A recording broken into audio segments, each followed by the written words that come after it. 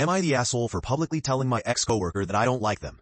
32 female ran into an ex-coworker Sarah, 31 female at a bar while I was out with friends celebrating my birthday. We worked together for 2 years at a fast food restaurant. I left this job in January 2025. She was a shift lead and I've never liked her. I didn't like her management style or her personality. She came up to me at the bar and we had a 10-ish minute conversation. I thought it was cordial and polite. She was mostly asking me questions about my new job. She asked if I would recommend her for a job at my new company. I got a job at a call center, nothing glamorous. I told her that I wasn't comfortable with that. She brushed it off with a bad joke. I ended the conversation and walked to the table my friends were at, and Sarah follows me. I didn't notice until I got to the table and she sat down next to me.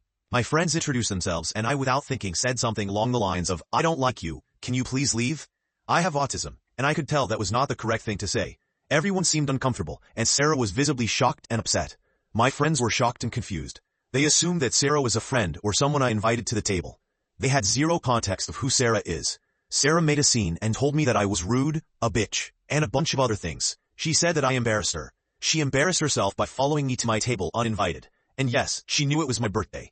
I do feel bad and know that I could have formulated a polite response. But she's a former coworker and an unpleasant one. I have many stories about her, but the worst examples is that she made jokes about my autism and deafness multiple times. She is fake nice and her friendship style is bullying people. She has a really icky vibe. I don't know what Sarah wanted from me. I wasn't going to hang out with her, especially not on my birthday. So AITA for telling her bluntly that I don't like her?